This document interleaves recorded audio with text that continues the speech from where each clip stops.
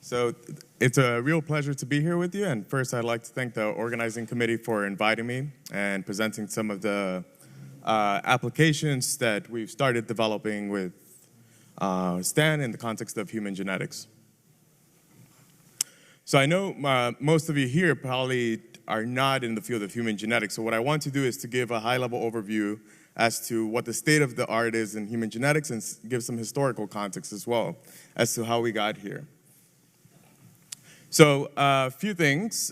First, rare diseases, as many of you may be aware, run in families. If you have cystic fibrosis, you can ask the question, what is the risk to your neighbor? And that answer is about 0.04%, matching the population prevalence. If you ask the question, if you have cystic fibrosis, what is the risk to your sibling? That answer is about 25%. And if you ask the question, if you have cystic fibrosis, what is the risk to your identical twin? And that answer is approximately 99%. These types of comparisons suggest that variation in your DNA influences disease risk.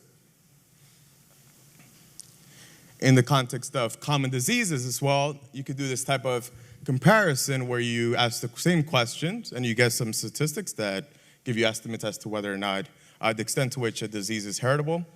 So in the context of type 2 diabetes, you can ask, if you have type 2 diabetes, what is the risk to your neighbor?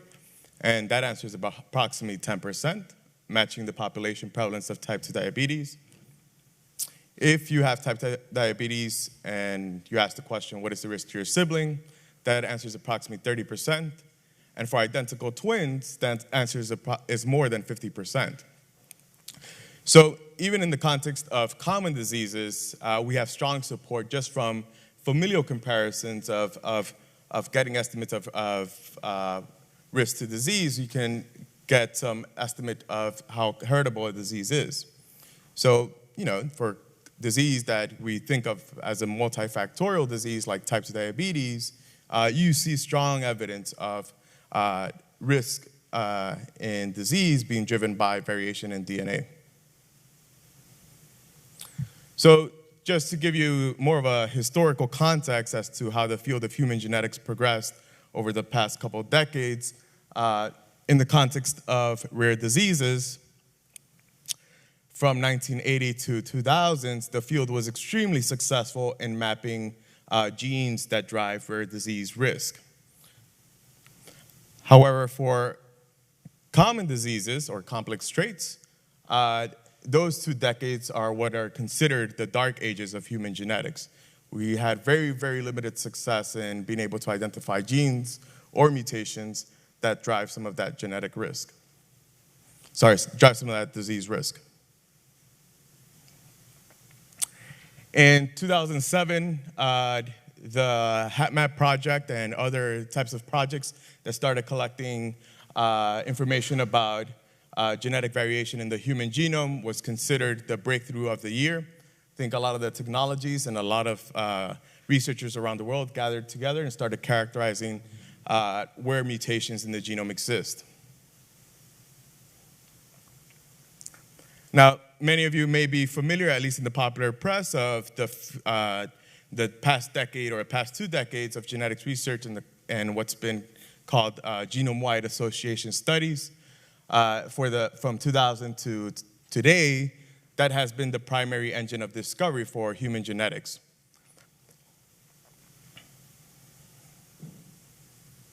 So just to give you some background, just to give you a high-level overview as to what a genetic association study is, what you typically do is just collect a lot of individuals that don't have the disease. You label them as controls.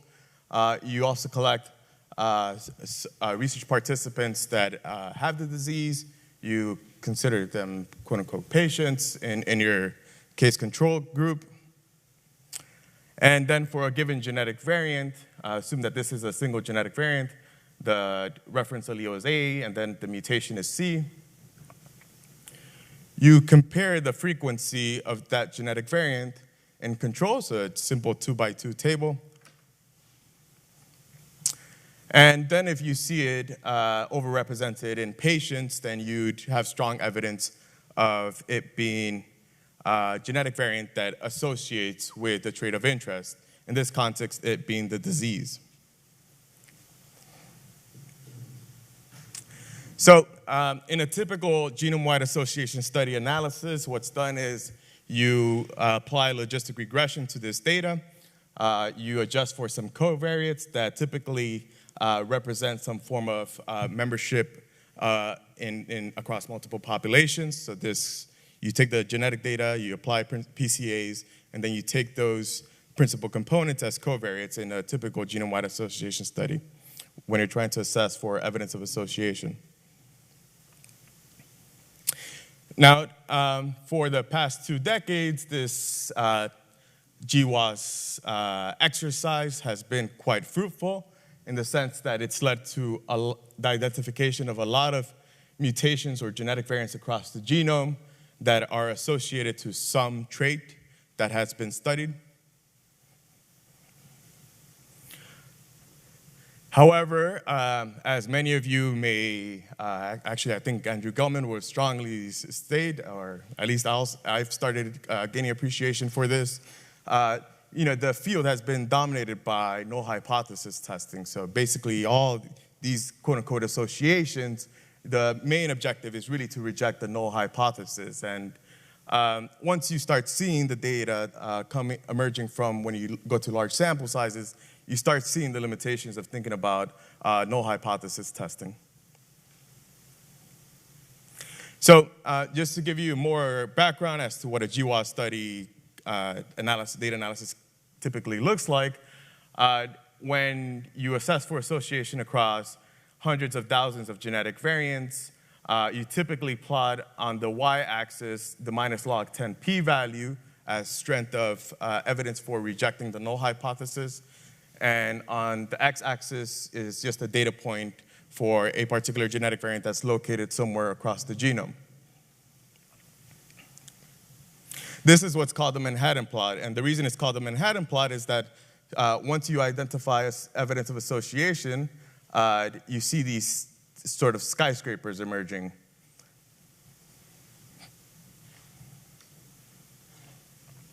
So you may ask yourself, why the asterisk up here?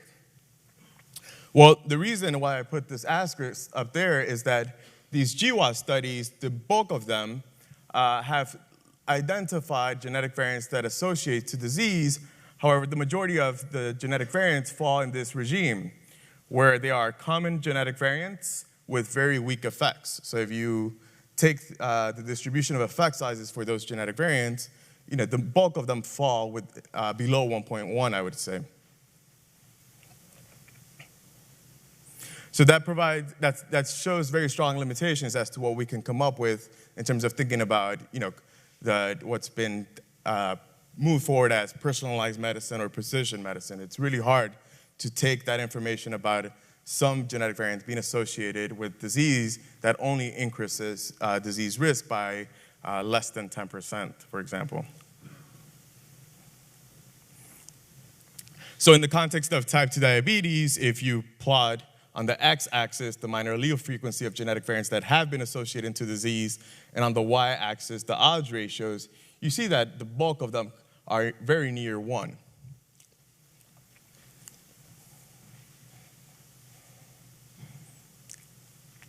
However, there's good news in that now as we're moving into these large-scale sequencing studies, we're starting to see signals emerging from these variant association studies that are now with stronger effect sizes. In fact, some of them are starting to show effects consistent with protection to disease. So if you're a pharmaceutical company, for example, you would be extremely excited by the property that there are mutations that break genes that protect individuals from having human diseases. So these experiments of nature that protect can guide selection of drug targets, and that's been, quote unquote, the hope of human genetics ever since the beginning, I think, for a lot of people at least.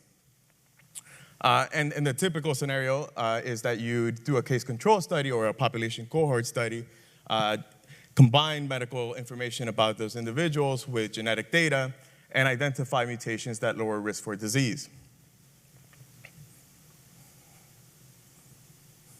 Now, there are only a handful of examples of protective mutations that confer strong effects.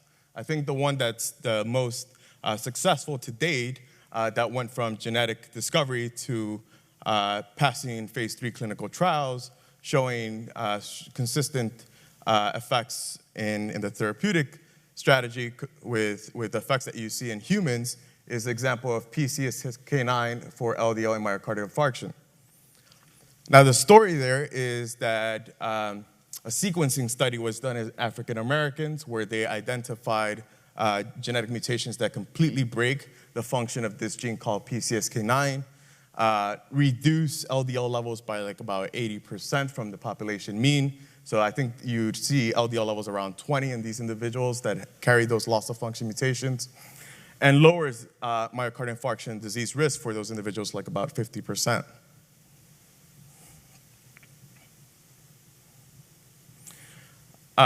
I've participated in some studies where we've started identifying these protective rare variant mutations with strong effects in the context of inflammatory bowel disease. So in Crohn's disease and ulcerative colitis, we identified a mutation that breaks this gene called CARD9 that confers fourfold protection against Crohn's disease and ulcerative colitis. Similar story with RNF186, where we identified a mutation that confers twofold protection against ulcerative colitis. And some of those stories just came one by one in some diseases. However, it hasn't been the great sleuth of findings that you identify with common variants. And the reason, of course, is that these are rare genetic variants. And therefore, you'll probably need a lot more samples in order to get to a point where you're getting some precise estimates accurate estimates of effects. So you may ask yourself, well, why the need for STAN in human genetics? And this is something that I quickly realized after participating in a lot of these genetic studies, is that we needed to rethink about the way we think of statistical methods in the context of human genetics. So parameters become more exciting and informative. Concepts like location, scale, correlation of genetic effects become quite what you want to end up communicating to the public, as opposed to identifying genetic variants that have some non-zero effects or rejecting the null hypothesis. And p-value is not informative, especially when you realize that the entire genome is associated to disease. So, when you get to a point of collecting very, very large sample sizes and you do genetic studies, especially if you apply logistic regression, all your p-values look like times 10 to order of times 10 to minus 100, times 10 to minus 200, times 10 to minus 300. It just doesn't mean anything anymore. So just to give you a bit more background, in the age of common variants, we were used to looking at genetic variants that were sparsely separated across the genome. So these are genes, so a couple of genes in the genome, and this is the entire tract of the genome. And typically you'd have a few common genetic variants that you then move forward in a genetic association study. Now, there are new technologies that are transforming biomedicine. One of those technologies is, of course, DNA sequencing technology. So many of you may have seen this plot in some of the popular press. What you're starting to see is the drop in cost of sequencing has plummeted over the past 15 years. Think, in 2001, the cost of sequencing a human genome was approximately $100 million.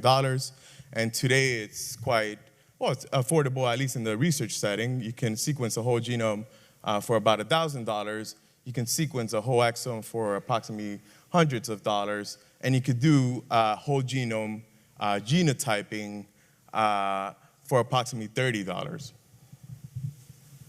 And I can describe that later if you're. So in the age of rare variants, once you move to sequencing, what you end up getting then, especially as you sequence very large numbers of samples, is you start coming across this picture, where you have genetic variants densely represented almost across the entire genome. So you'd have, if you sequence 1 million individuals, you'd almost guaranteed to have every site in the genome mutated in at least one individual. Except that it's embryonically lethal, of course.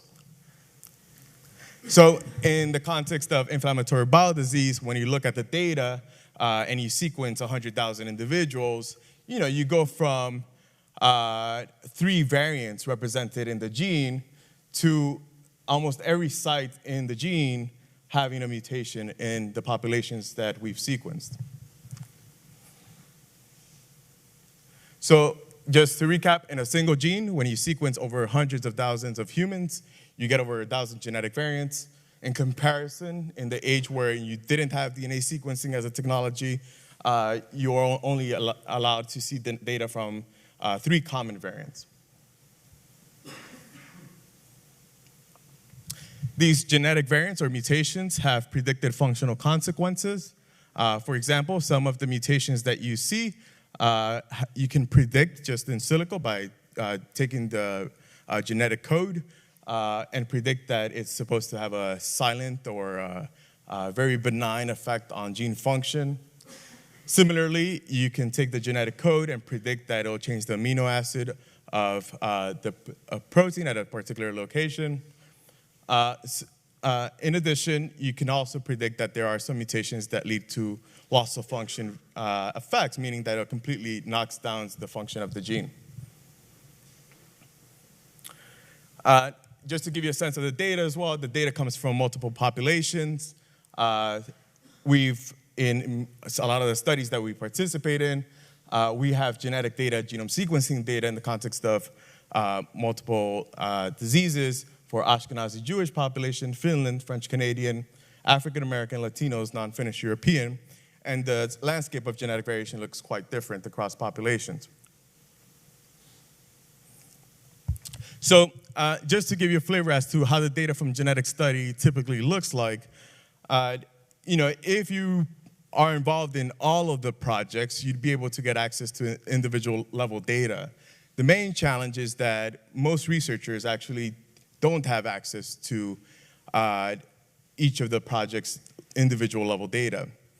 So at the end of the day, what you end up working with looks like as follows. It looks like summary statistics. So somebody has gone ahead and applied some logistic regression analysis to the data. And for each genetic variant in the genome, they give you some reported effect size estimate along with some standard error for that effect size. You can obtain annotation or predicted functional consequence of that particular mutation. You know about the gene and the population that it came from. So this lends itself nicely to a lot of the more advanced statistical modeling that Stan affords. In fact, the package BRMS facilitates multi-level modeling with meta-analysis type data, and this is something that we've been playing quite a bit in my lab. The idea is that if you do have access to this type of summary level data, you can start taking these beta hats and standard errors as inputs and doing regression analysis, multi-level modeling, using the gene as the group term, the grouping, and the annotation as the group level effects. And then you have some population level effects represented as well that you'd probably want to assess for to get estimates of parameters. In this simple context where we're looking at 3 genes, you can see for variants that have predicted loss of function effects, if you have this multi-level model, for each of the genes, you can get some posterior estimate of the effect size for those types of variants. Similarly, for missense variants, and in addition to that, you get additional parameters from BRMS that tells you a bit more about the standard deviation of effect sizes across these group level effects. The other thing that we've been doing that's a bit more mature than the BRMS modeling activity, in the BRMS modeling activity, what we're excited about is the potential for multi-level modeling to ask different questions about and to obtain parameters across, for example, correlation of genetic effects across populations, correlation of genetic effects across different classes of variants, and correlation of genetic effects across genes, for example. We're also interested in scale and location of genetic effects. So if you're interested in identifying genetic variants that confer protection to disease, maybe for a particular rare variant you don't have enough information, but a particular gene you probably have support for it. Anyways, so to move forward, in the context that's a bit more mature is the analysis that we've done with population cohorts, where we've started to estimate parameters across multiple phenotypes, where our main interest is to estimate the extent to which we see correlation of genetic effects across multiple diseases, for example. So just to give you a big background of this data set, the UK Biobank data has approximately 500,000 participants. It's a population biobank cohort that's available to any bona fide researcher in the world. About 330,000 individuals of the 500,000 data set are European British. It has a large numbers of phenotypes and genetic data. So some of that phenotype comes from hospital inpatient record data. Some of the phenotype comes from verbal questionnaires, so just asking an individual whether or not you have a particular disease. Some of that data comes from cancer and death registry data sets, sources. They have imaging, biomarker, and lifestyle measures as well. So in the lab, we've started to use STAN to estimate genetic parameters using those summary statistic data inputs. For example, here is just an example of what that data looks like. So for phenotype 1, for any particular genetic variant, you get beta and standard error from the logistic regression analysis that was performed by somebody else. Similarly, for phenotype 2, you get the same types of statistics, summary statistics. So you use that data as input, and what we've done is to develop a mixture model, multivariate normal mixture model with two components, where the first component is just the point mass at 0, and the second component is a multivariate normal centered at 0 with some unknown variance covariance matrix that we're interested in estimating. Similarly, we have parameters like pi. We're interested in the membership of those genetic variants across those two components. We're interested in tau, or the spread, the scale of effects, and omega, which is the genetic correlation matrix that we're interested in estimating. This research activity has been led by Chris DeBover, who is in the audience, and he presented a poster yesterday. I hope that you guys had the chance to meet with him. So just to go back, how is it that we've used STAN? We've used STAN to fit the summary level data to this mixture model.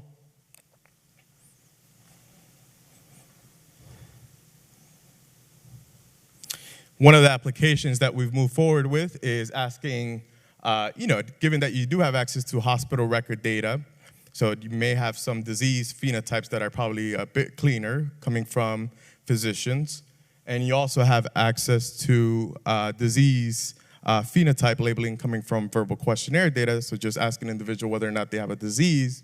We can start using this mixture model to assess whether or not the genetic architecture of those two ways of phenotyping are at least consistent with each other.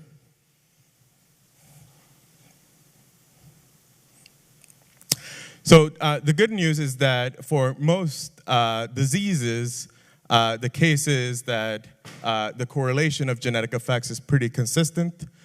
However, you do have diseases where the correlation of genetic effects is quite less than 1. For example, migraine is one of those examples where the correlation of genetic effects is around 0.5, which is probably consistent with the property that you do have a lot of individuals that are reporting as having migraine that probably have some form of other phenotype that gets confused for migraine.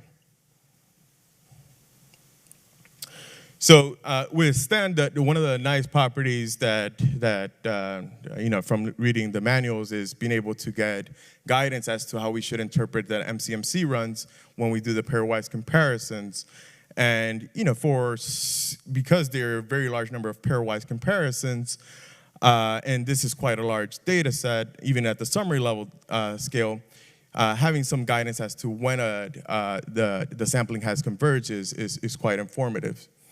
So the R-hat distribution, at least for the genetic correlation parameter for these comparisons that I showed in the plots, looks to be pretty much centered around, around 1. So we've started building tools in the lab and making some of these inferences publicly available to the world. In this context, we've started providing estimates of these genetic parameters, like correlation of genetic effects across diseases, in this app called biobankengine.stanford.edu/gcore.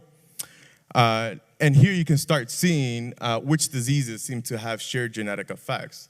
The really neat thing about human genetics, at least right now, is that we're starting to see this picture emerging across many of traits, if not all the traits, where almost the entire genome plays a role. In terms of having very tiny effects.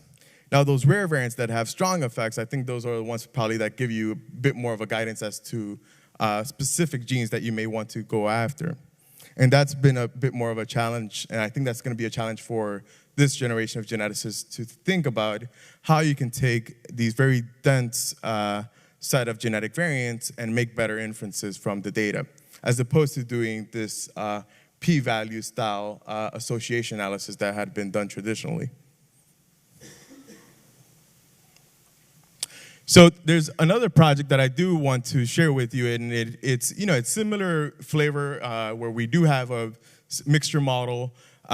Instead of looking at 2 phenotypes, here the comparison is looking at the genetics of a disease or a particular trait across males and females, and asking the question and evaluating how much of those genetic effects are shared across males and females, and identifying when is it that those genetic effects are either specific to males or females.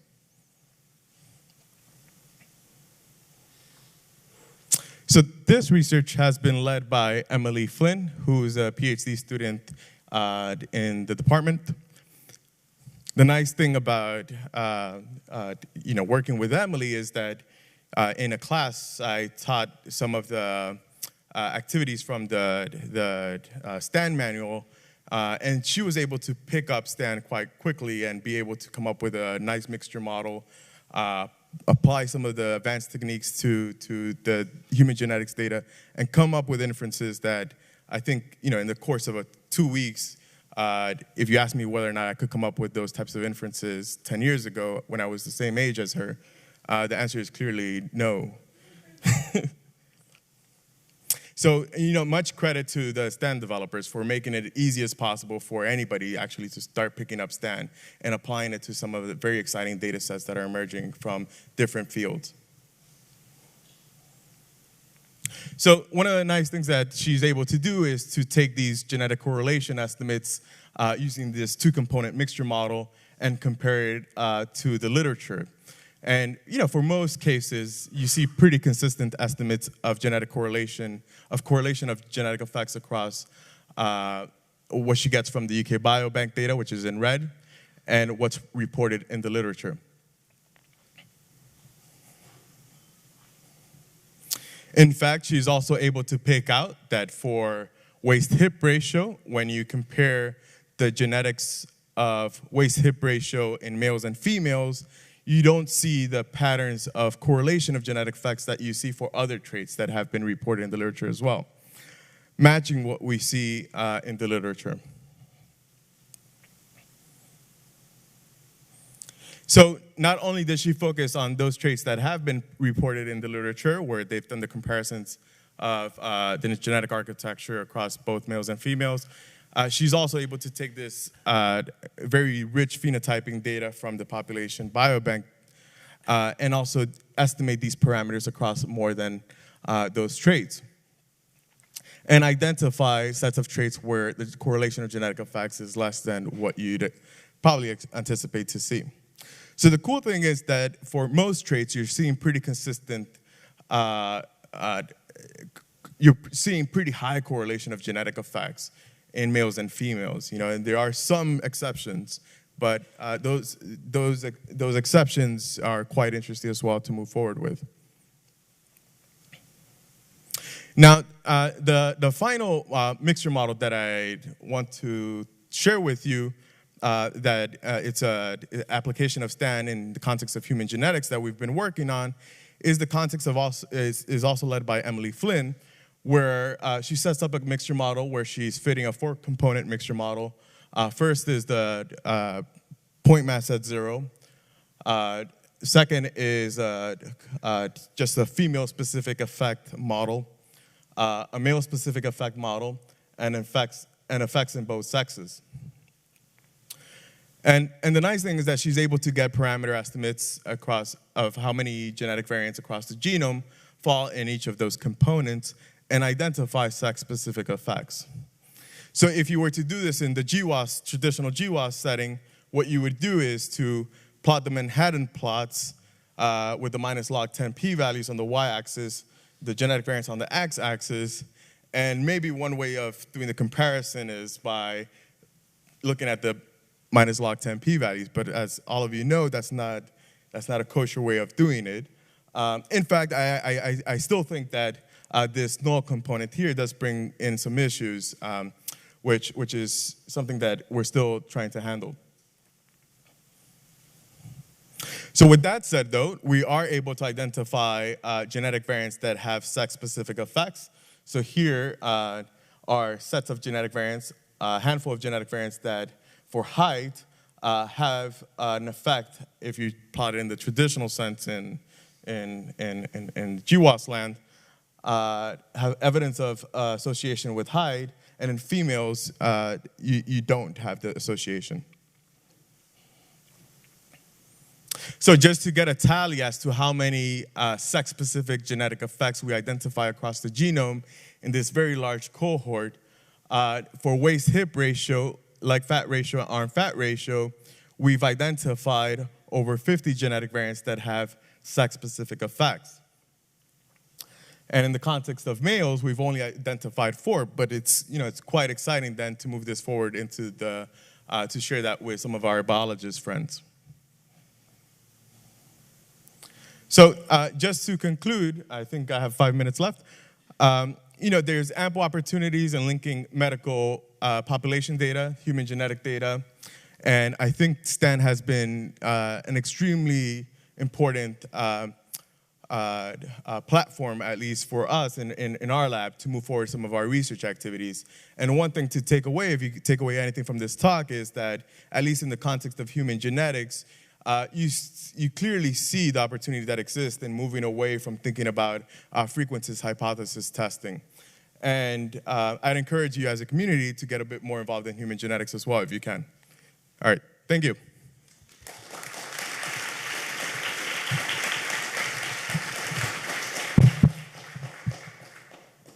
Hello. Questions? Oh, all right, sorry.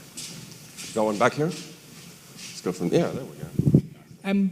Thanks, very interesting talk.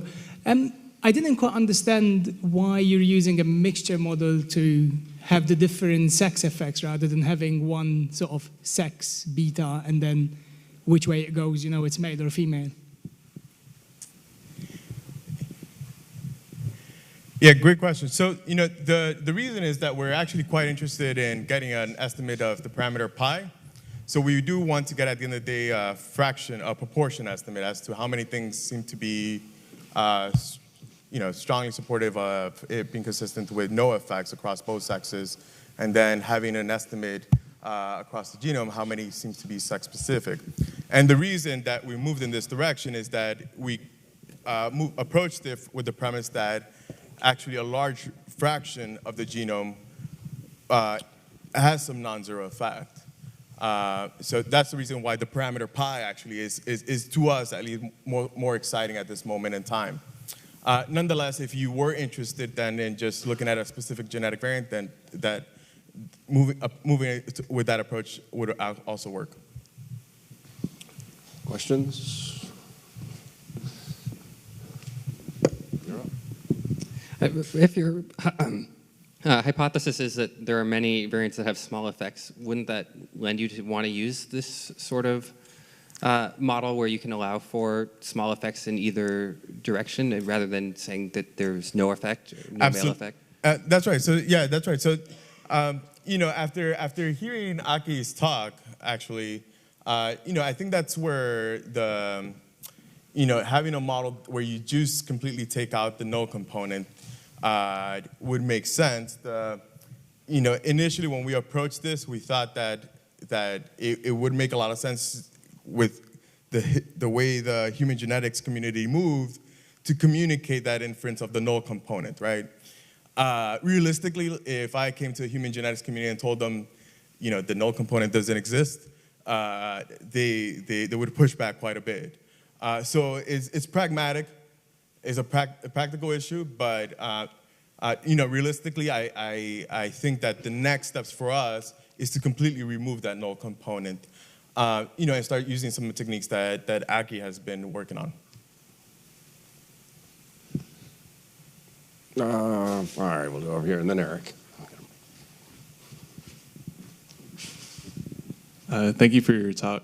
I was wondering what cutoff you use to decide that there is an effect, and how do you sort of sell this cutoff, for example, to grant agencies that might be more used to seeing a p-value? How do you sort of sell that? Yeah, great question. So you start moving away from cutoffs to talking about posteriors, right? Posterior probabilities as well. So if you are talking about mixture model with multiple components, then you talk about posterior probabilities of the genetic variants belonging to either of the components. I'd completely agree with you that, or at least I'd acknowledge that grant agencies, at least that have been used to funding genetic studies, would have a very difficult time in moving from p-value cutoffs as a rule to posterior probabilities, especially when you're talking about distributions with specific parameters, right? Or even if you move away from mixture models, how you start thinking about posteriors of effect sizes, right? And I think that's going to be the challenge in communication for us. I think that the observation that the genetics community is seeing right now is that, if you plot those Manhattan plots, the entire genome is spiked up. And that's what you'd actually anticipate if you listen to Fisher, which is kind of weird to bring it into a Bayesian context, but actually I think that's going to be part of the communication challenge that the genetics community is going to come across. The nice thing is that we do have strong data to suggest that actually moving away from those p-value thresholds is probably the right way. So a lot of people that I talk to that do this kind of work, they use a lot of approximate methods. Are you guys using full Bayes for this? And what's your experience with computational aspect of it? Great question. The computation side has been a bit of a challenge in going and in adopting Stan for everything that we do in our lab. So if we did full Bayes on this, how many days would it take? Chris? Okay, so it'll take quite a bit, and it'll take a lot of computational resources. The optimizing function was quite nice in at least being able to assess when things were working or not, and how it would look across multiple traits. The challenge with optimizing, as Michael Betancourt told me when we met, is that it'll give you inferences that are completely wrong. And we've, exactly. So we've seen that. And we've, therefore, for a lot of the activities that we've moved forward, we've asked targeted questions. So at this moment in time, we still can't look at thousands of phenotypes and do pairwise calculations across them. Nonetheless, I think that's a challenge that exists right now for Stan, and we'd love to be able to even provide some data that you guys can play around with to assess whether or not there are some computational strategies that you can move forward with. Hi. Yes. I was wondering if your lab has approached the problem of people who have mutations but do not display any symptoms or any phenotype? How do you incorporate that information? Because it's something like a counterfactual that, people have these mutations, but they never develop the disease. So when I see these studies where they only do case control, we completely ignore that part of the problem. And that's what always kind of gives Yeah, that's right. So, one of the cool things that's emerging from the common variant world, at least, is that, those tiny effects do add up additively. Therefore, for most individuals, we fall along, for all of us, we fall somewhere in the distribution in terms of risk to disease. And sometimes when you observe mutations that have strong effect on disease risk, for example, assume that you're thinking about breast cancer, and assume that you see a strong effect mutation in BRCA1, right? But you don't observe the individual to have disease. Sometimes that disease risk is modified by the combination of all these really tiny effects.